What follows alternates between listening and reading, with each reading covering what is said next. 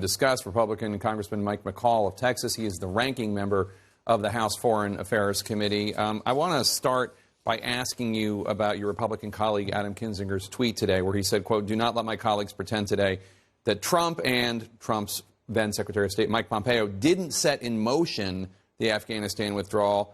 They did. Trump, Pompeo, and Biden are all to blame." He's suggesting Republicans aren't being honest, that this is blame that should belong to not just Biden. He's not laying Biden off the hook, but Trump and Pompeo as well. What's your reaction? Oh, look, we've had 20 years of failures under both presidents of both parties. And I think what happened in this case was the evacuation itself. Whether you agree to pull out or not, it's the way it was done. And that's my biggest, complaint. I think the Doha agreement, I didn't agree with it. I didn't think we should be sitting down with the Taliban trying to negotiate with terrorists. They did try to do that. The fact is, the Doha agreement was not being complied with. The Taliban was still harboring, al-Qaeda. And so at the end of the day, the president was quoted in an interview with George Stephanopoulos where he said, irrespective of Doha, I was going to get out of Afghanistan. So Doha, almost in a way, is irrelevant here. We have a president of the United States that's hell-bent on getting out of Afghanistan as fast as possible without the considerations of what's happening on the ground. So this is obviously a report from the Republicans on the House Foreign Affairs Committee, not the Democrats. Yesterday, I've noted this yesterday, that the chairman of the committee, Gregory Meeks, Democrat of New York, you two, generally speaking, work well together and work in a very bipartisan way.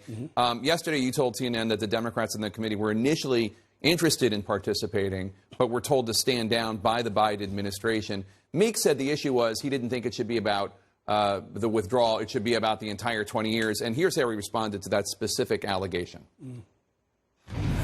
So the White House never asked me not to do it. Bad story. That never occurred. Absolutely not. Just as we see, we in the legislative branch make our own decisions of what we do. The White House does not interfere and tell us what to do on this committee. So he says that's not true.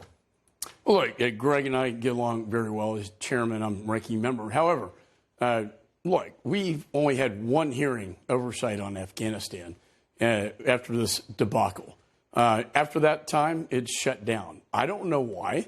My speculation was that this is embarrassing for the Biden administration, what happened. No one left behind. We left 100,000 Afghan, personnel who supported the United States of America behind enemy lines who are now being tortured, beaten, and executed. We have 1,000 American citizens still left behind. They don't want to be talking about this. And I don't know, I wouldn't say I had an email saying stand down, but politically, certainly not something they want to be talking about. You think there's a lot of appetite among House Republicans for Afghans to come into the United States? Because the language I've seen from your colleagues, Republican members of the House and Senate, seems to suggest that they don't want Afghans coming to the United States. I'm not talking about you, and obviously there are exceptions, but generally speaking. The SIV program was broken. The state only had 36 consular officers for 100,000, hundreds of thousands of people trying to get out of HKIA. I do think the Afghan partners who worked with us, with our military, the interpreters, you and I have talked to these groups, deserve what we promised them, and that is we're not going to leave you behind. We're going to protect you. We owe this to them. So I personally feel a personal responsibility and duty and obligation, as do the veterans of Afghanistan, that they were our brothers in arms as well and should be protected.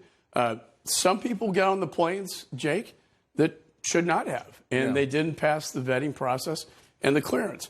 But let's bring the good ones out of there and give them shelter, put them in a place where they're safe. Well, when you become chairman, if the Republicans take the House, let me know how I can help in any way to save those those brave people who helped us. Lastly, you know the dilemma that the Biden administration is in about the $7 billion.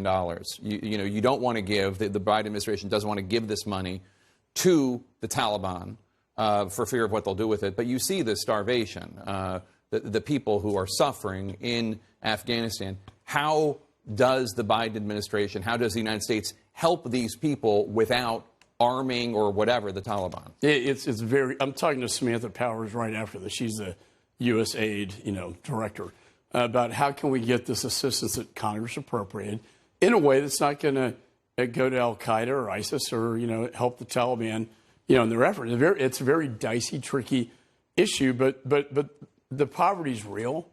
The women left behind and the girls is the saddest story of this entire evacuation. I got 4 busloads of them out personally, but only 25% got out. And they refer to Schindler's List. Like, if you're on the list, you get out. If you're not on the list, you're probably going to die. I think as just a humanitarian standpoint, we got to find a way to do it. But the Taliban's not helping themselves when they harbor a man like Zawahiri. Who harbored the top Al-Qaeda leader? Mr. Haqqani, the Haqqani Network, one of the most famous terrorists who the network took Pakistani extremists, brought them into Afghanistan to kill Americans. Now he's the Minister of Interior, right, which means Minister of Security in Afghanistan. And like Reagan said, trust but verify, really hard to do with the Taliban. All right. Congressman Mike McCaul, Republican of Texas, always good to see you. Thanks so much for being here. Really appreciate it. We'll tweet out a copy of the report so people can see it and read it for themselves. Obviously, the Biden administration takes issue with... Well, as my dad said, if you're not taking flak, if you're taking flak, you're over the target. You're over the target, exactly. B-17 bombardier. No, I know. I'm well aware. Congressman, good to see you. Thanks.